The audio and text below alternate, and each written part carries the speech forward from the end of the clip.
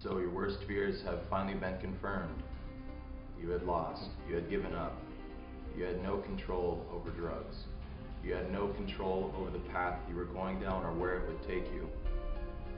You had handed over the puppet strings to something else, something that you knew would ruin your life, and yet you relinquished it all without a second thought. You're an addict, Travis. You are powerless over your addiction. You allowed it to corrupt and consume everything that you cherished and loved. You are watching your life burn away and bored because it wasn't entertaining enough. At least, that is what you wanted to believe. Gotta keep up your reputation, eh? But who are you trying to fool? You were scared, you were alone, you were defeated.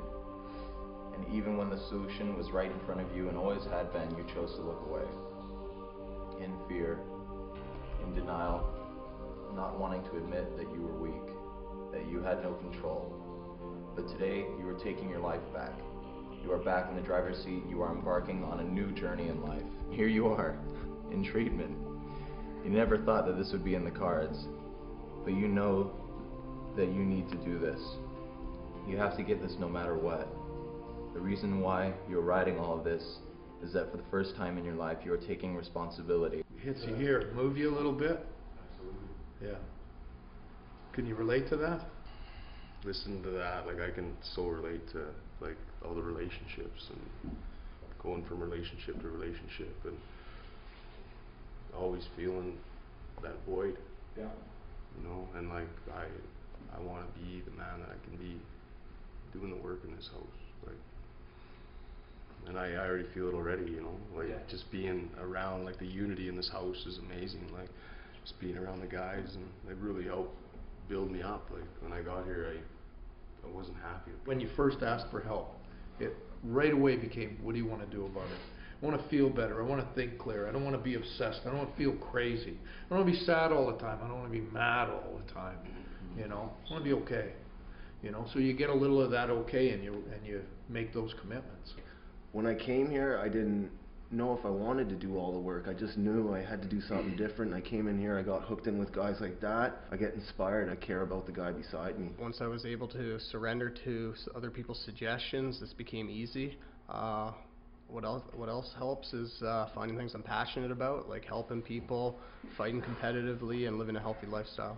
Welcome to The Last Door. We're in New Westminster, BC here, 323 8th Street, and in the heart of this community, you would hardly notice us, but inside here there are over 60 clients actively participating in recovery. Basically, because addiction is a disease of secrets, one of the things we do is all the conversations with the clients are open conversations. Anyone can participate in them, anyone can walk in and out of the conversation.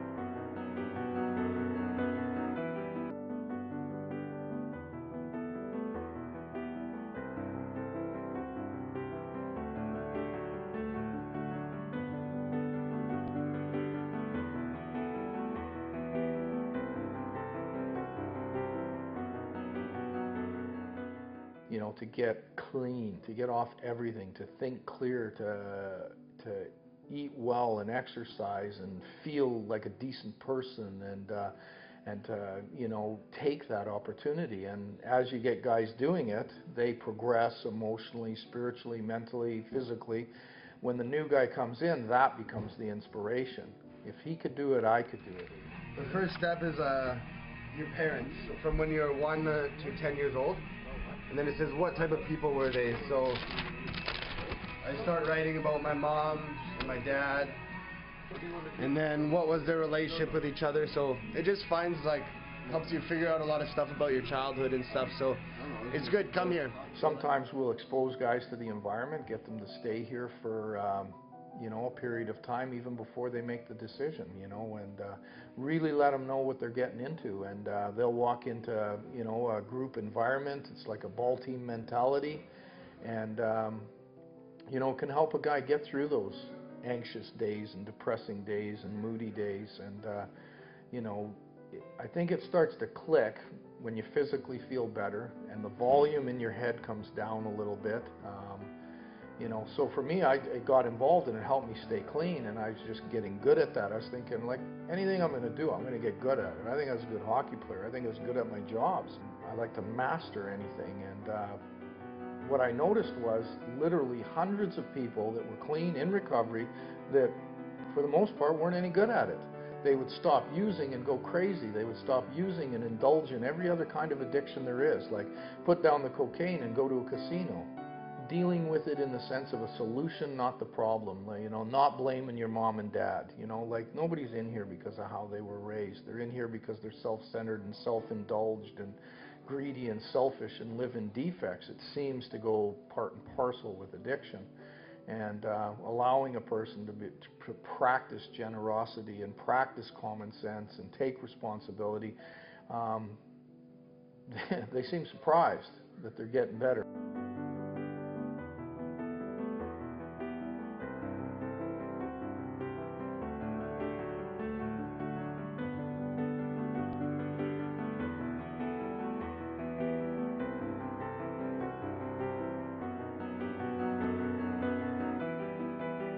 Hockey kind of kept me clean for a long time, but as I left school and I became a professional hockey player, now I was on my own. And I had lots of money. So now I've got, you know, girls and money and a nice car and live in a nice place and, you know, traveling around, and, you know, I think I'm a big shot. So, you know, my addiction started to slowly get worse and worse and worse and worse. And you know, eventually it led me to a life of crime. I'm selling cocaine, I'm trafficking marijuana, and I'm doing all kinds of things that I was never raised to do. I came from a good family. My grandfather was in World War II, was from Slovenia. My grandmother was from Slovenia. You know, I came from a good Catholic family, that I had a good upbringing, and you know, I started to go basically against my moral values. And my moral self had deteriorated to a point where I was doing these things. I was involved in crime, I was involved in extortion, you know, all kinds of things that you know, I would never have thought as a young boy growing up that I would ever be involved in. I'm an addict. I'm also a compulsive gambler. Originally, my introduction to the last door was 3 years ago. I actually cleaned up in their youth program when I was 17. I'd come off Main and Hastings. I come from an addict family. All my family members abused drugs. If I would have tried to look into the future of where crack or weed or alcohol was going to take me, I wouldn't have done it.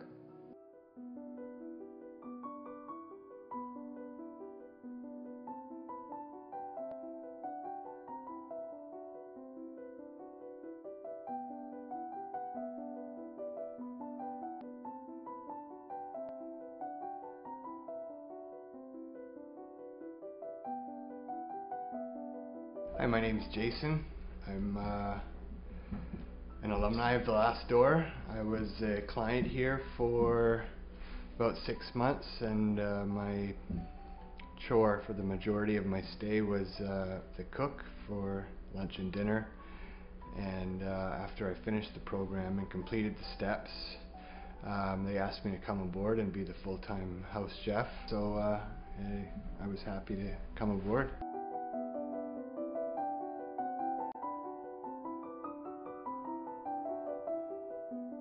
Yoga has a big impact. It'll help with the focus, the clarity, and bringing them more joy, balancing their lives for them a little bit. It's an overall body-mind, you know, connection. I see the guys, and I see they enjoy the yoga classes, and I see that there's a lot of benefits for them. And open your hearts and keep an open mind, right?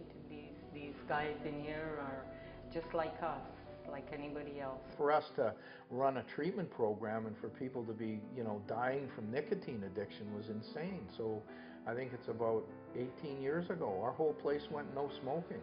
You think you'd lose all your referrals? Wrong. We get more referrals. Anybody who's no smoking picks us first.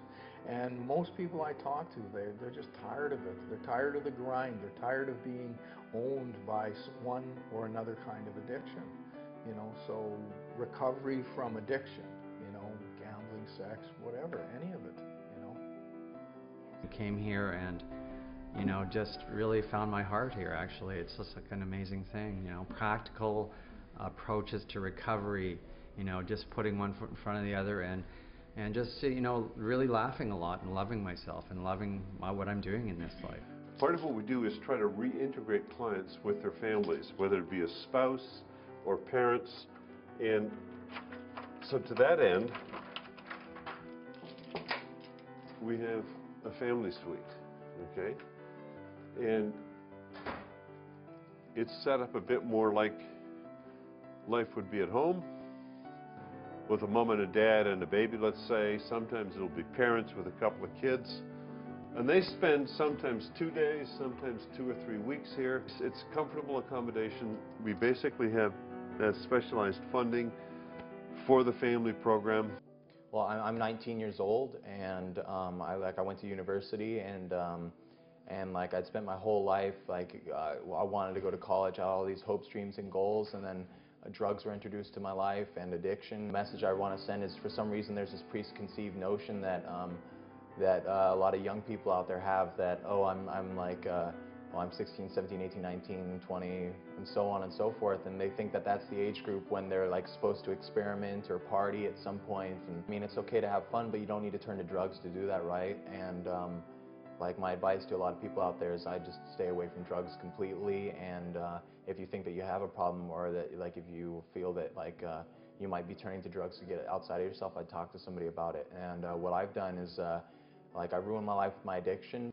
Throughout the houses, you'll find these collages, which were done over the 26 years of our existence, which sort of have captured clients that were here through the years, okay? And if you look carefully, you'll find each one of us there. Any addict can stop using drugs.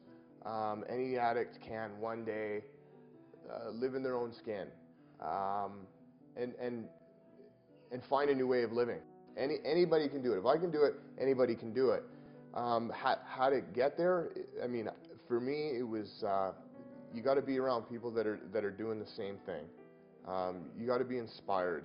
Anonymity doesn't mean invisibility, right? You know, so it's like, yeah, what is the message we're trying to carry? One is like, I love being clean. I have a riot. That I feel better. I got good friends. You know, trying to carry that message.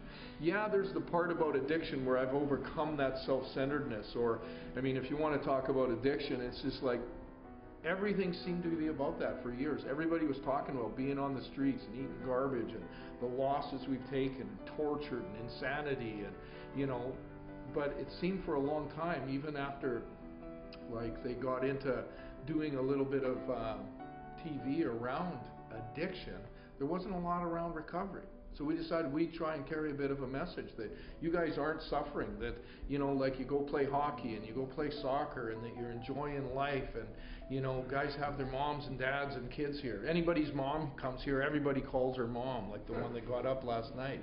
Like we sat in a meeting last night and sang Amazing Grace. You believe that? Hey? You know, that was pretty spectacular, you know, and it was like something for that family, because they're pretty religious people, you know, and they're proud of their boy. Who's in charge? God! Take our will in our lives. Guide us in our recovery. Show us how to live. I think everything works if you make it. I think going to church will work. I think reaching out to a counselor will work. I think talking to your family will work. Often some of the most brilliant thing you'll figure out in early recovery is listen to somebody else. I had to realize that I'd gone insane using drugs, and as soon as I listened to somebody else, that freedom, that recovery started for me.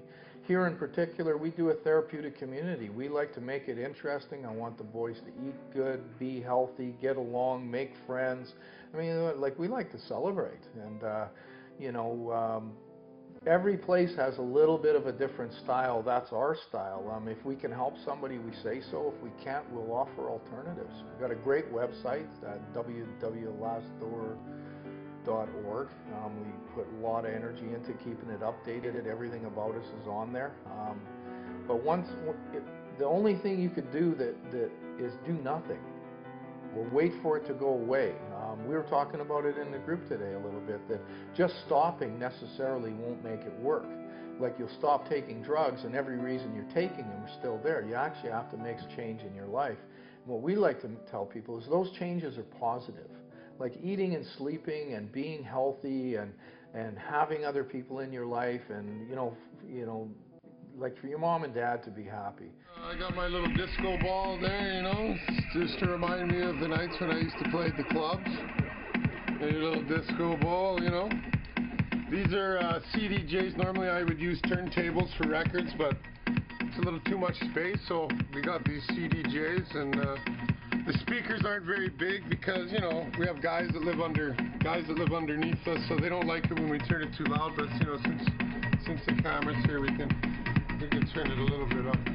I love to play hockey. I love to teach hockey. Right now, I'm teaching some other kids how to skate and stuff that are in the program here. I'm also a DJ. I also worked quite a few years nightclub as a DJ, spinning records and making music. I play the guitar, I play a little piano, so I'm very artistic when it comes to music. You know, and I love to laugh and I love to have a good time, that's for sure. You know, I think recovery, and for all the guys that are in this house, and this is for all the people that are out there that are struggling and having a tough time with drugs, it's not necessarily the drugs. It's once you set the drugs down, that's one thing, but it's the behaviors and how you feel about yourself. And I know a lot of people that are addicts. It doesn't matter where you come from, rich, poor, good family, bad family, abuse, no abuse. We all have that same glitch inside of us. And, you know, go to a place where there's other people recovering. You know, that's the message I could probably send is, you know, just stop using for today. You know, put the drugs down, try to find a place, work the 12 steps, get a sponsor, and find people that you can talk to about this. You know, sometimes we don't realize just the power of conversation and the power of being around other people that have the same affliction as you do, how much help you can really get from each other. One addict helping another addict, and nobody's going to understand you like another addict will understand you. You know, the feelings that we have, the emotions that we go through.